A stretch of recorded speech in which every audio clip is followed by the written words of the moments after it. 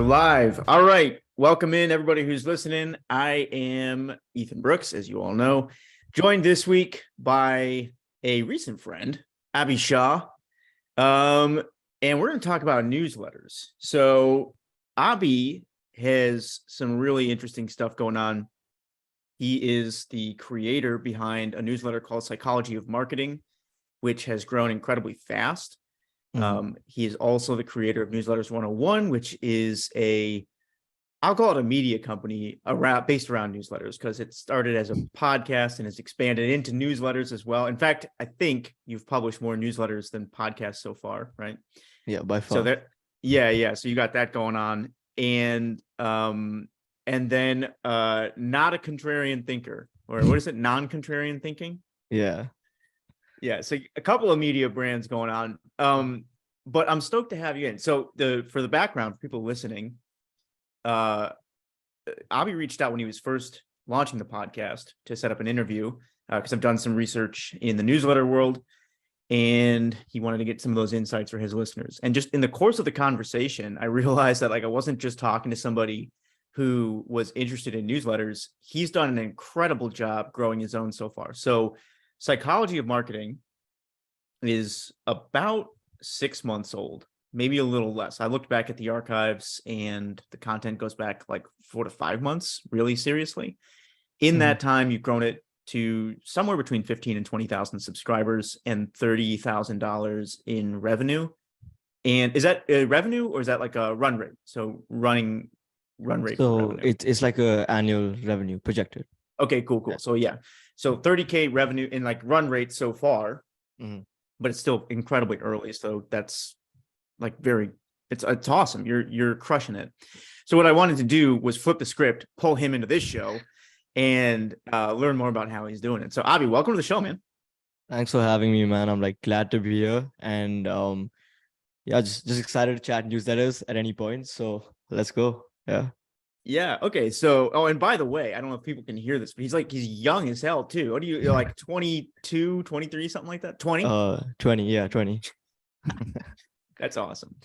Okay. So, there's a ton that I want to talk to you about, but why don't we start with newsletters? So you say on your website, obsessed with newsletters. That's kind of like one of the ways that you characterize yourself. Can you just take me back the last couple of months? Where'd that obsession come from? Why did this become your thing? I mean, I think how like most newsletter related stories start today is like when you start reading either The Hustle or The Morning Brew. I think that's like a general college kid's introduction to newsletters. So like that's how it started. I was like just reading Hustle, The Morning Brew, like a loyal subscriber. And I was actually looking for internships my junior summer. My sophomore summer. I'm a junior right now. So my sophomore summer, I was looking for internships. And at that point, I'd already started creating some content on Twitter.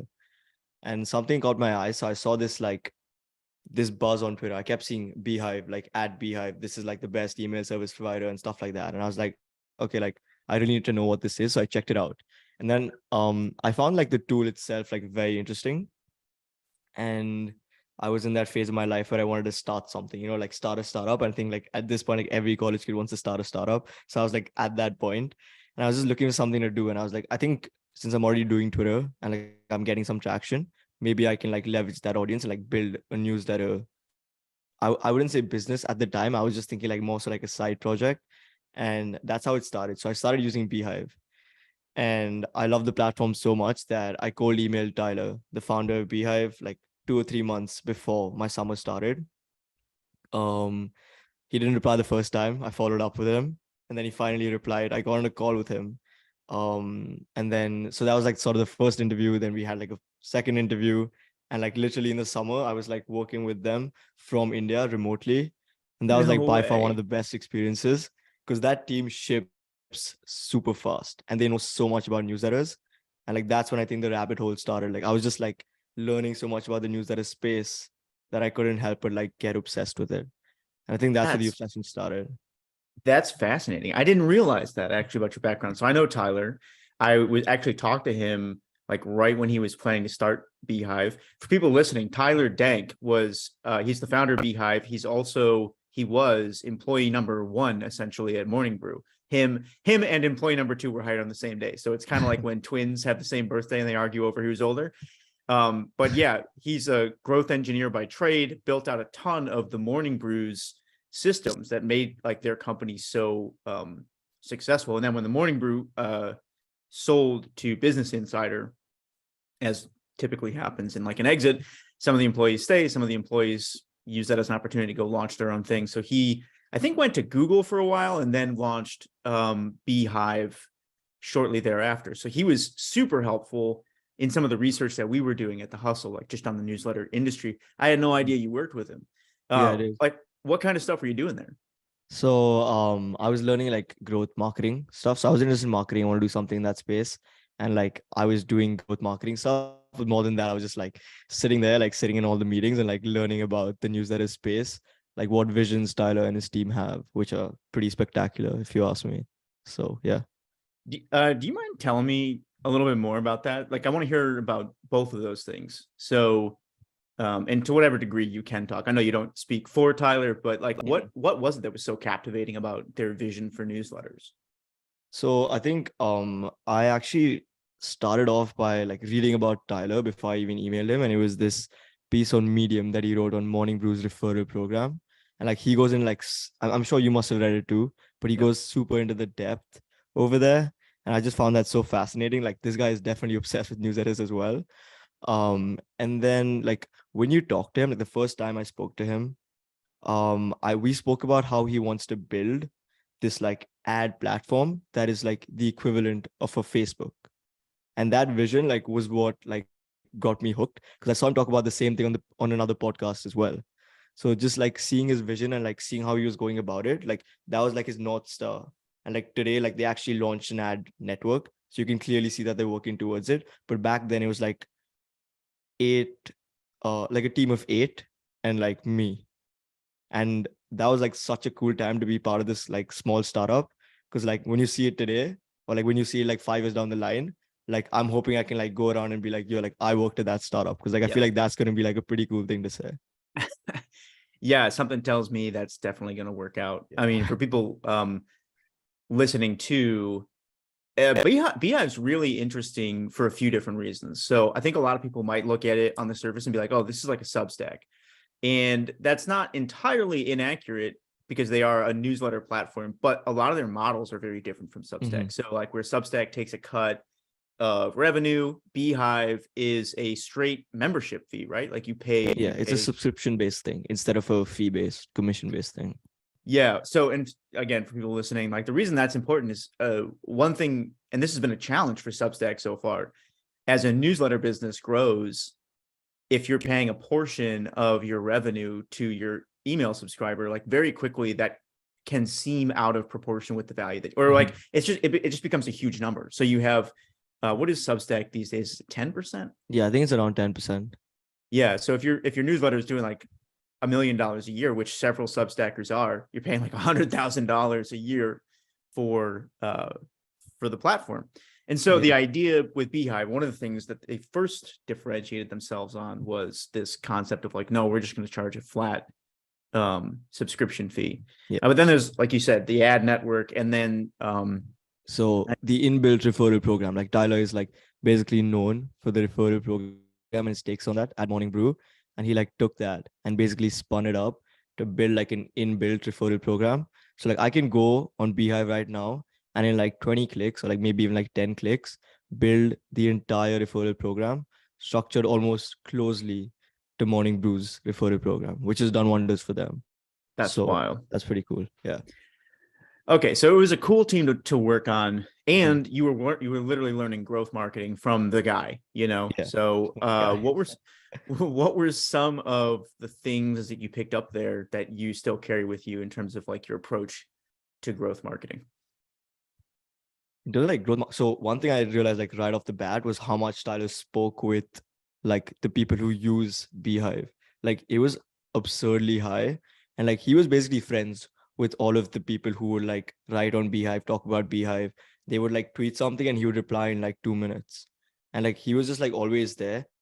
So like one thing right off the bat was just like always listen to your customers, like maybe even like making friends with the people who like your early adopters or whatever, right? Like he made like a conscious effort to do that, and then you saw it like in the results as well. Because when they asked for like a few changes, he would tell them, yeah, like I'm on it. Like he would be realistic about it. Like if it's like down the timeline, he would say that, and he would actually ship it. And when you do that, like when you keep doing that, all your users or all your early users want to like they'll push your content. And like that's why when I open Twitter, I'm always seeing like, oh, Beehive is great for this, Beehive is great for that. And I feel like that's like part of the entire thing, like that entire feedback circle. So yeah, that was definitely one thing that I learned right off the bat.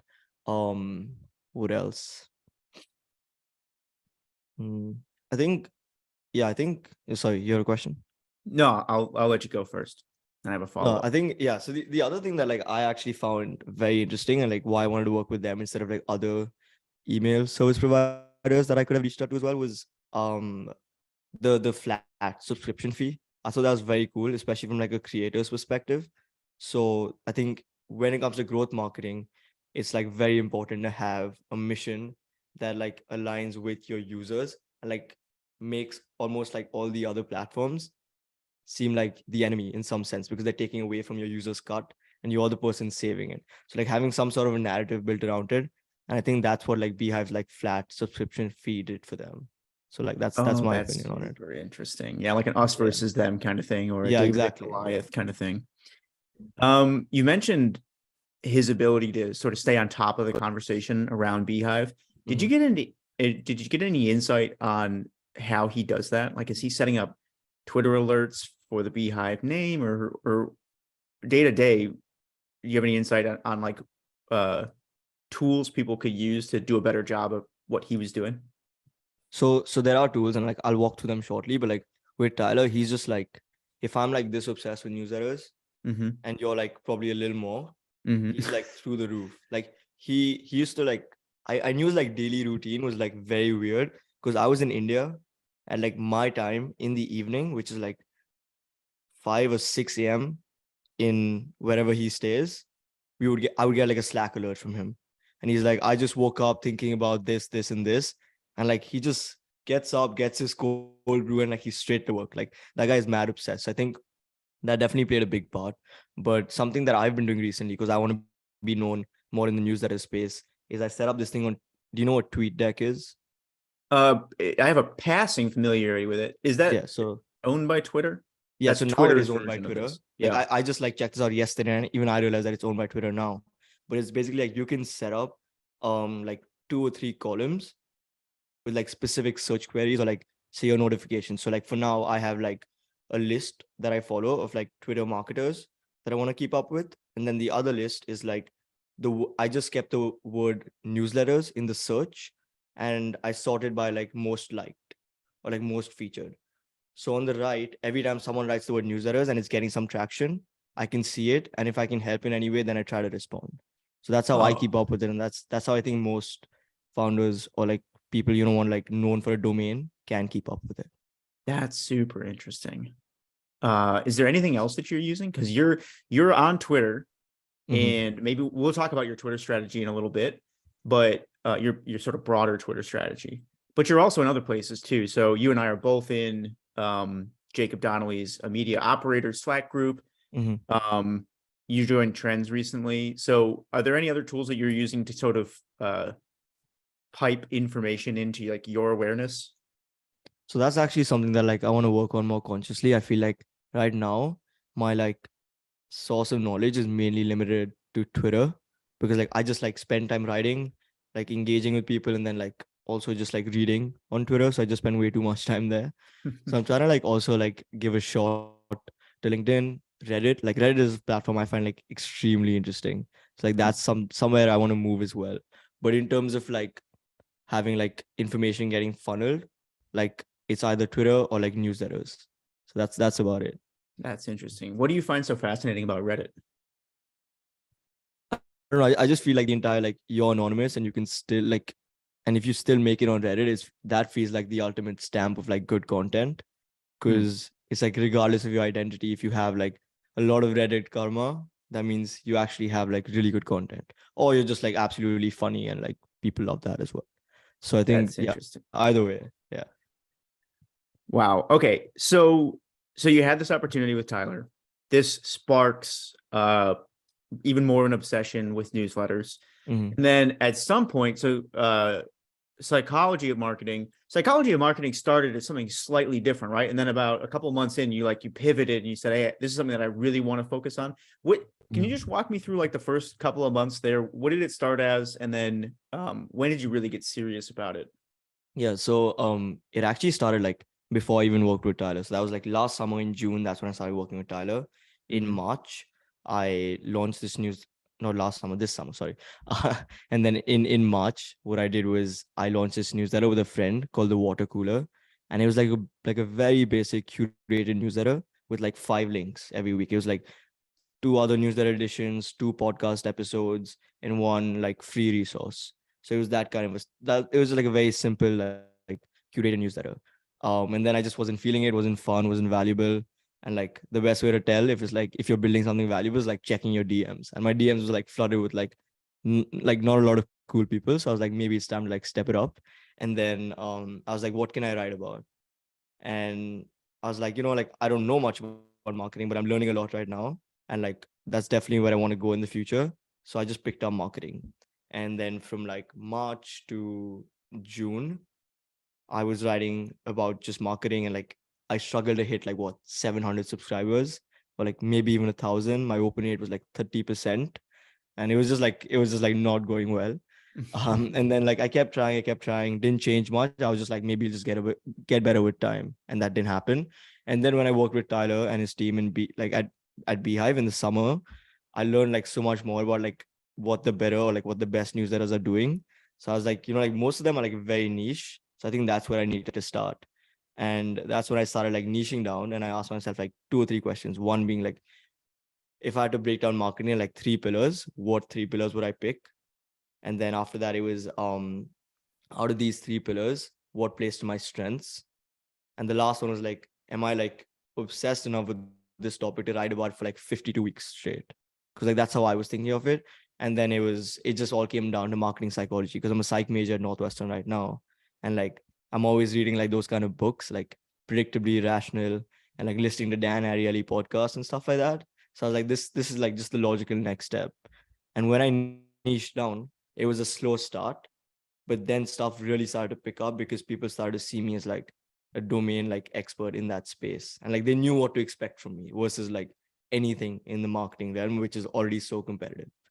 And I think so from June, where I had like maybe 2,000 subscribers, to like November now, which is like 4 or 5 months later, I've gone from like 2,000 to 16,500 and something.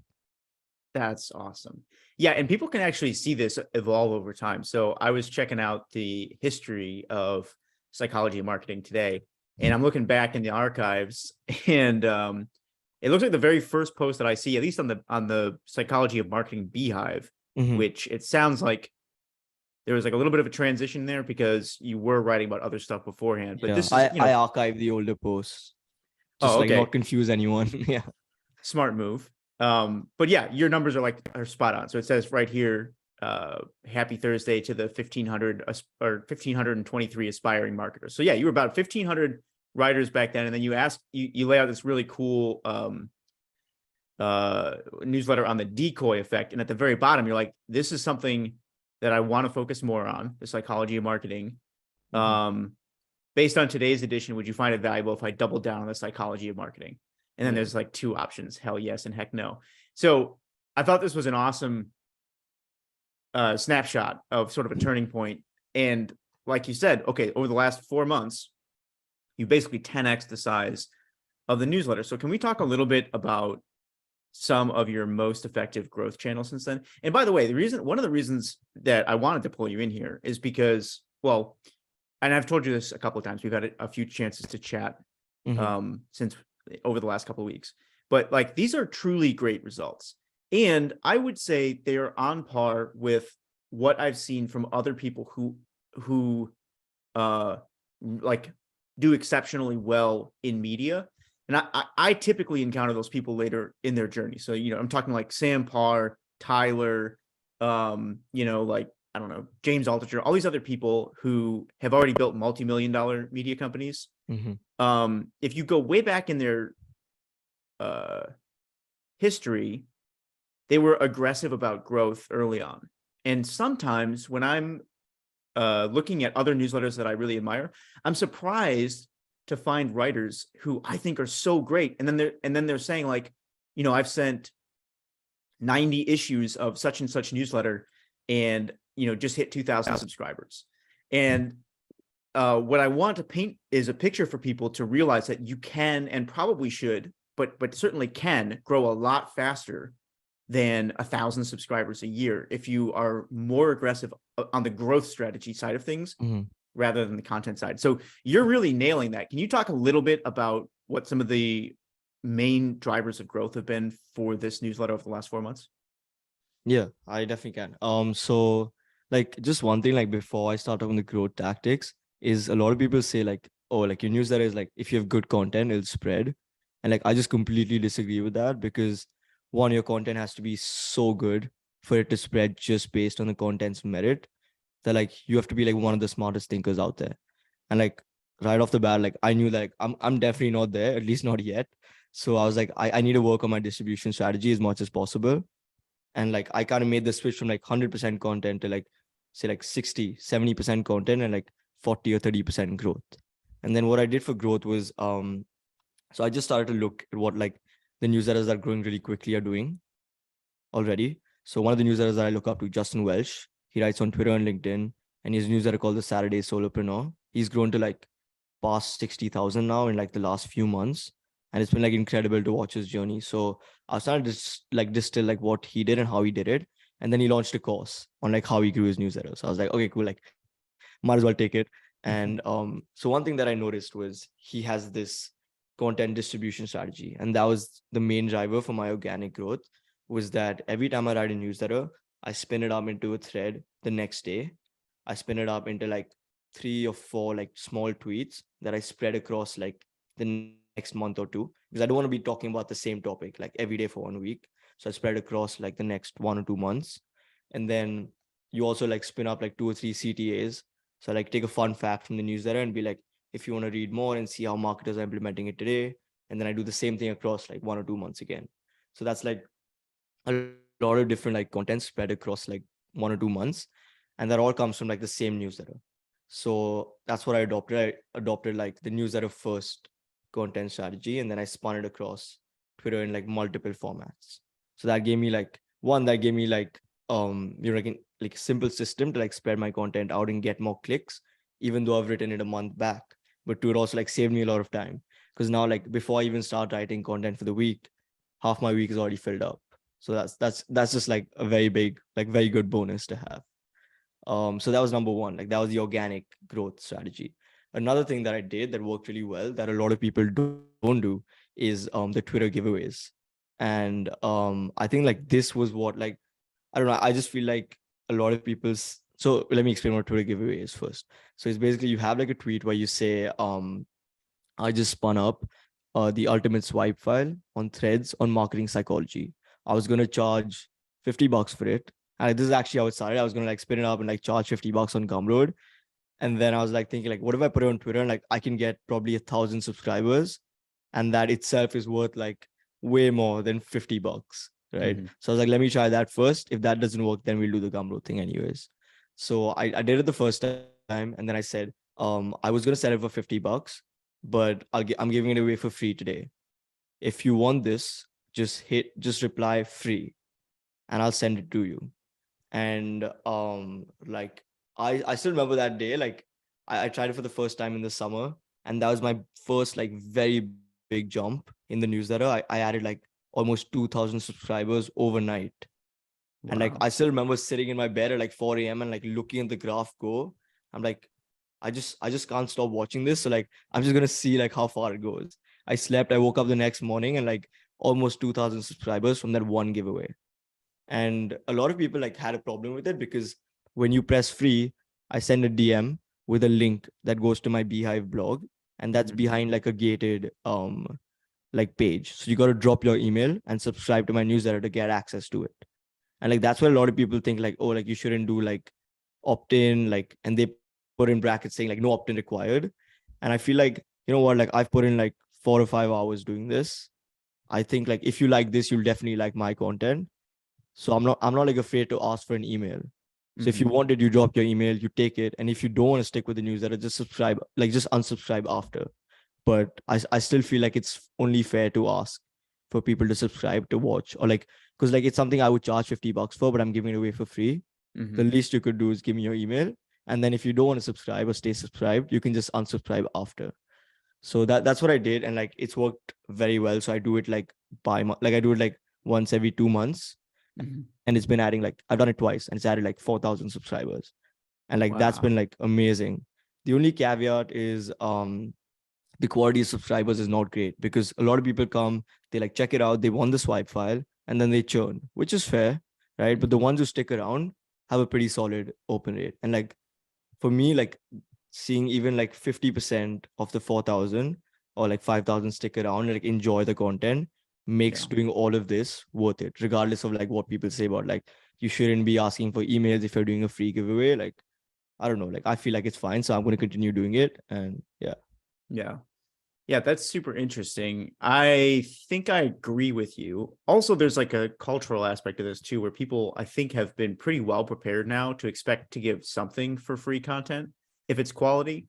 So it's, I don't know, I think it's a little dramatic for people to be jarred by asking for an email in exchange for something that's like high quality.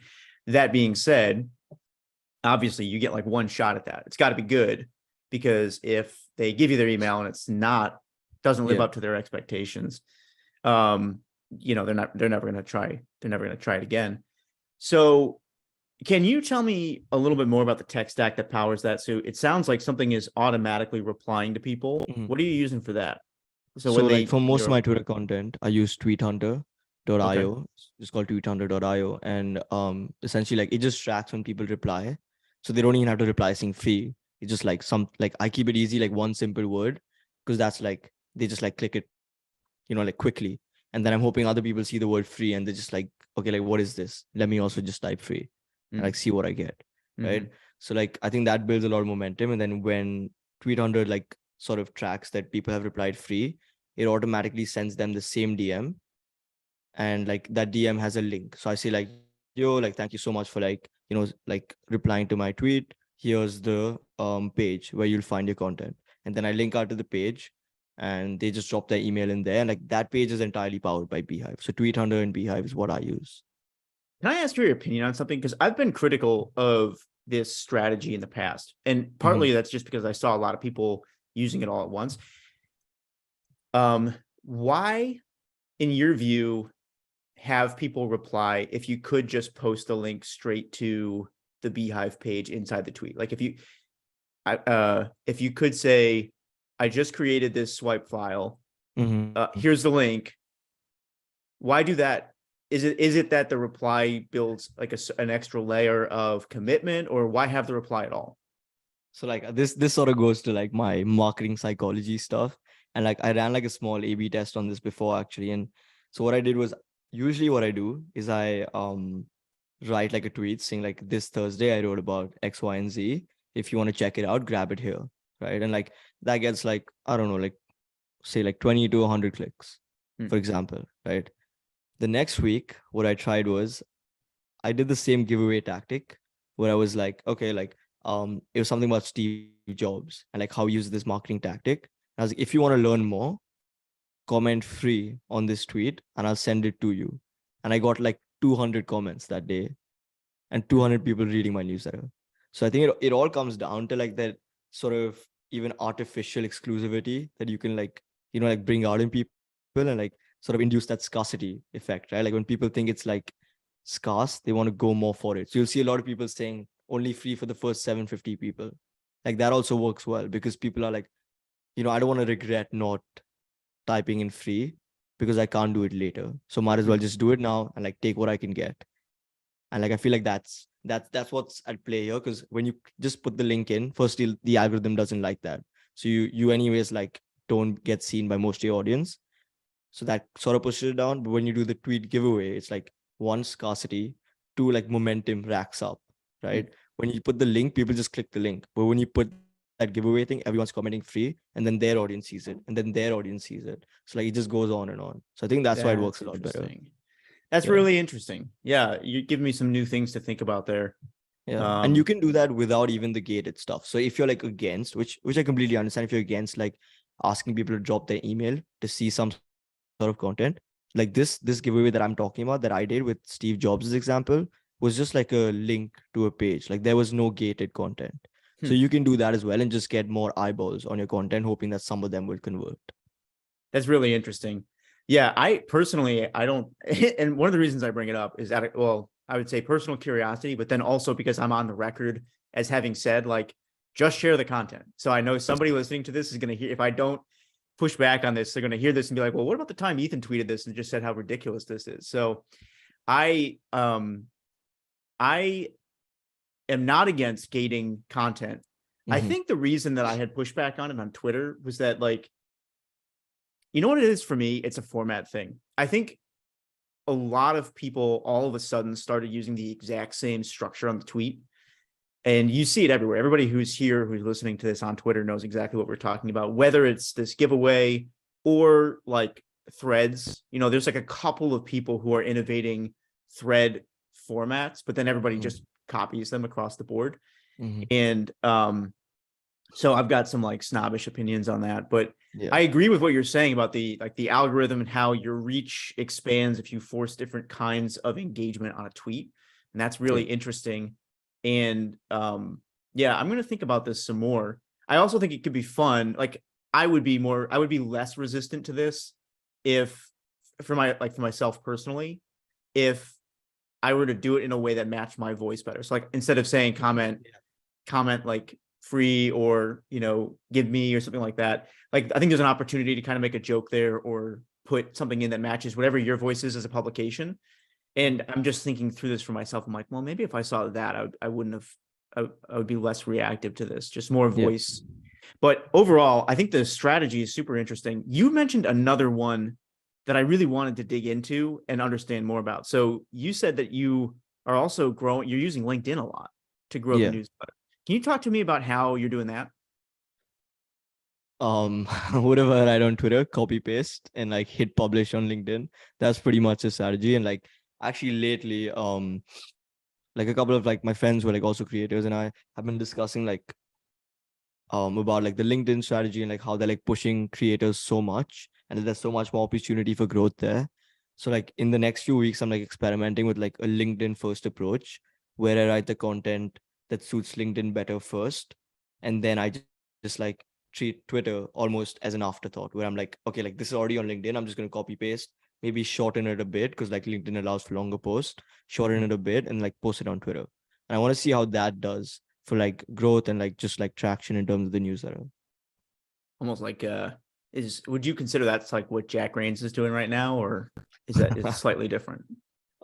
Slightly different in the sense that I'm not that funny, but like yeah, I think pretty much the same. Less so of like I think he does like long posts and then he takes a screenshot and posts it across. Mine is more like just like long posts. I shorten them down and then I post those on Twitter. So I think that's the difference. For anybody who isn't familiar with Jack, he runs a newsletter called Young Money, which is a finance newsletter, and he absolutely trolls the hell out of LinkedIn. So he'll post things like, you know, in my city they're offering, what was it, like $10 if you get vaccinated. So I've been vaccinated like 180 times or something like that. And he'll write these long, involved, ridiculous money posts and post them to LinkedIn, and it absolutely stirs panic every single time. So just to drill in a little bit closer on the LinkedIn thing, because I think there's a lot of people who have sort of like recognized that Twitter, you know, there's a lot of opportunity there to grow, but not a lot of people are focusing on LinkedIn. If I remember from our first conversation, you had mentioned something about like a curation strategy there too, where you were like sharing popular tweets from creator friends on LinkedIn in like a roundup format or something like that. Am I getting that right? And can you just talk me through a little bit more of how that's how that works and if it's been effective? Yeah. So like I basically launched a business page on LinkedIn called Psychology of Marketing. And what essentially that does is like I curate tweets based on like marketing psychology or marketing from like other creators. I take a screenshot of that. I post it on the business page. And like I give them credit in the first line. This is more of like just like curations of content related to marketing psychology and like getting more eyeballs directly or indirectly on psychology and marketing as a brand. So it's more like an awareness play. And like that did pretty well. Like it's very like fairly simple to grow. You just post like one, you take like one Twitter thread, turn it into a carousel, which is basically like on LinkedIn when you must have like if you scroll and you like see those PDFs where you can just keep swiping right, that's basically like a carousel. So I would turn a thread into a carousel. And then when you do that, that gets quite a bit of traction. And I used to have like a small PS saying like, you want to learn more about marketing psychology, go here. That would take them to the Beehive link. And so that being said, like it was easy to grow the business page, but I've stopped doing it since because one, the quality of subscribers may have been good, but the quantity was very less. Like you add only like say um 5 every post that you do, and like that's not like high, like like that's not like just a priority on my list if I'm adding just 5 a day. Mhm. So I've been like stopping that for now. But the other thing is like you want when you post it and like you want to maintain the focus on your brand, I think it's unfair to have like other people's content there in some way. So like it just felt like pretty uncomfortable to do that. And like that paired with like barely any traction was just like, okay, like might as well like stop doing this. But yeah, that was something that I used to do before, and that got me like quite a few subs when a couple of like carousels went viral, and they Hmm. have like 50% open rates, which is great. Oh, But that's interesting. yeah, but like not enough in terms of volume, and like just feels a little weird, so I stopped. That's really interesting. Um, yeah, I think what I like about, or one of the things that I like about your approach is that you're like, you seem very quick to act on new ideas, and there's this term called like, I think it's pronounced bricolage, which has to do with taking things that exist and like reformatting them in new ways, creating new ideas out of existing ideas. And I think you do a really interesting job of this across your different growth efforts. Are there any other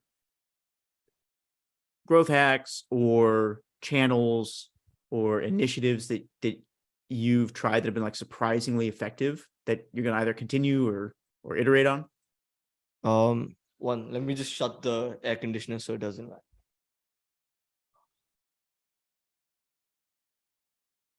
Yeah. So I'm like one thing, like it's not really a strategy, but like the recommendations network on Beehive is like amazing. High quality subscribers, high volume. And like it's like it's basic logic, right? Like if you meet your audience where they already are, like they're all like already invested or like interested in newsletters. So like by extension, when they come to your newsletter, they're gonna be like pretty regular with it. So I think it's not really a strategy per se. Like basically just go out there and network with like creators in your space at like the same level as you in terms of like newsletter subscribers, and like try to like like recommend each other, help each other grow. That's been like super helpful for me in like at least the last 1 or 2 months. Yeah, that's super interesting. It's funny, I hadn't thought about this until just now, but I interviewed a lot of people who were early to the newsletter space, and one of the most effective things for them, they would what do they call it? It's like newsletter swaps. Yeah. Almost like you know, rappers on old albums. But the way that used to work was back in the day, you would mention somebody else's newsletter, like in the ad space for your newsletter, or Yeah. somebody would have, say, 3 ad slots, and they would always reserve one for mentioning somebody else's newsletter. And I hadn't Mhm. thought about it until just now, but you're making me think that this new phase of recommendation engines, which we've seen on Beehive, also Substack does it. Um, uh, Spark Loop Yeah. allows for some version of this for people who are sort Mhm. of like operating on the same ecosystem. So we're seeing it more and more. And basically what people have done is like streamline the newsletter swap. And it's Yeah. interesting how that's Yeah, they've evolved. like internalized the entire tech behind like newsletter swaps, right? Like it's like more of a, you don't have to plug it every newsletter, but it's like there forever. Like Yeah. whenever someone subscribes to a newsletter. But yeah, I also like do recommend cross promotions a lot, because if you see the stats, like so I get like when my recommendations come in, they have like about 47-48% open rates, which is like right where I wanted to be. But my average is still 50%. And the reason that is because the ones that come from cross promotions have an open rate of like 68% and like a Wow. click rate of like 18%. Because like I that's also like a result of me reaching out to specifically marketing newsletters, like not just any random newsletters, and then like reaching out to marketing newsletters where I think the person has a pretty loyal audience. So like both of those things combined will result in like very high quality, perhaps even like high volume subscribers. So like cross promotions are definitely very helpful. Like I still do that same thing where I have like one thing in my newsletter in my secondary in my classified section that is booked out for like a cross promotion every week. You've talked a little bit about how you stay up to date on the conversation, like on Twitter with TweetDeck. How else do you find newsletter creators that you think you might want to network with? Like, is that a thing that you do on purpose, devote specific time to, or are you just kind of stumbling across people and making Yeah, that just judgment call as you go? yeah, stumbling across people making judgment calls. I don't have like a system, although I think that would be pretty helpful to have. Um, okay, I got a couple other questions I want to talk about. Thanks for digging in on the growth thing. Again, what I hope people hear here is like it's possible to grow aggressively. I think a lot of people don't, and myself included, don't come from growth marketing backgrounds. And so it's easy to overemphasize the content side, underemphasize the distribution side, when really distribution is going to solve a lot of your problems early on as a creator. So I hope that was helpful for people. And congratulations. It's going really well. Let's talk revenue. So you said you've already done several thousand in revenue. Is that strictly through Beehiv's ad network, or where did those customers come from? So I haven't done anything with like Beehiv's ad network yet. It's been primarily like my like inbound like offers that have come in and like me talking to them, like planning out like marketing campaigns with them and then like going ahead with that. And like I can like walk you through like how their entire system works if that's helpful. For Beehive or for the way you've done it so far? For the way I've done it so far. Yeah. Talk to me about that. Maybe like the first sale. How'd that take place? So I mean, the first year I didn't have any like system in place. It was just like someone reaching out, like, do you take sponsorships? And I was like actually no, but I was like, yeah, hell yeah, of course I take sponsorships. And then like I was like, okay, like how do I do this? And then I reached out to a couple of friends, and I was like, okay, like how are you doing this? What is your price? And then I just like, like drilled them with questions. Yeah. And then I like replied to that person with like a very like professional tone, and I was like, like this will be charged X, Y, and Z, and so that's how it started. Like it was just like a little bit of me being scrappy and like Yeah. like acting like I had like an entire system in place, and so that like seemed to work, and that person bought a slot, and I can like walk through the numbers as well, like how I like calculated numbers. I think it was like my first sponsorship was at around, seems like such a long time ago, maybe like 8,000 or something subscribers. And I was looking at like other newsletters, how they're charging, and basically got a number as to like how much they charge per subscriber, like per subscriber in each newsletter. So I like came to a number of like, I don't know, for 8,000, I came to a number of like 400 or something. And like that was more so like, I don't think it was a conservative number, but that was by design. Like I wanted to see, because I had like a specifically marketing psychology focused audience, if I could pull off a slightly higher number. And like it seemed to be like working pretty well. Everyone was like okay with like buying a slot for 400. So I was like, okay, like that seems to be fine. And then we grew to like 10,000. And then when I hit that like 10,000 mark, I was like, okay, like I can step it up a notch now. And so now it's like 500 for like each primary slot. And like this actually reminds me that I haven't increased the price in a while. So I might be doing that soon, but we're almost booked out till the end of the year, like just like Wow. one slot left. So I just want to fill up that like one primary slot left. The secondary slot is always like more of like a hustle, because like there's like 3 primary slots and you want to like fill up all of them. So that's kind of more painful. But yeah, now how the entire system works, after the first one I was realized like I can't just like keep doing this, and if I want to like fill up my slots, I need to like be more proactive about doing it. So I thought about doing like cold emails, and I read like your cold email sales playbook from like the hustle and how Sam Parr did it. And I was like, before I even start doing that, let's see like if my audience is interested, because I feel like they're probably the most interested. So what I started doing was the primary, like the introduction, my primary slot, a bit of like a trailer as to what the newsletter is going to be about, and a little like into the content, into the depths. And then once the newsletter is over, at the bottom, I would have like a classified section where I spoke about click-worthy resources of the week. And I would have like 4 to 5 click-worthy resources. And most of the times they're like actually stuff that I find interesting. So like 3 out of 5 are like pretty much stuff that I find interesting. And then at the bottom, I would have all the content that is in bold is sponsored advertisements. Click here to get yours. And Oh, when nice. when they click that, it would take them to a type form. The type form is like a cool trick that I got from my friend Marketing Max on Twitter. And like it basically like asks them like 6 or 7 questions about their budget, why they want to do this, what success would look like, and stuff like that. One is like to get more details, like get like what their goal with it is, and like see if we're a fit. Like I don't want to take like I wouldn't want to take a crypto company as a sponsor and like tank my like advertising reputation, because like that's not going to get any clicks. And like Mhm. my audience will also just be like this guy's just like, like he's a sellout, like he's just doing it for the money at this point, right? So like I don't want to do that. So like one is to see if it's a fit, and second is that when they fill up this form, these like people who want to sponsor your newsletter like get more skin in the game in some way. Like they like have put in effort to finish that form, so they're more likely to like follow up or like follow through and get done with the sponsorship. And like that's something I've noticed, like it's worked way better. The form has worked way better in like having people like finish through with the deal, as compared to just like a normal convo on Twitter where like sometimes they just like ghost you and don't reply. So I feel Mhm. like that's definitely helped. And then when they fill up the type form, I get an email, I see their budget, I send them like a recommended like package. And if they buy a package, like you get a discount. So that's what I did to like fill up the entire like sponsorship. And hopefully like it'll be like completely filled up soon. That's awesome. A couple of things I want to call out for people who are listening to this. So, first of all, like, thank you for digging into that. It's really cool for people to hear how this can look, especially early on.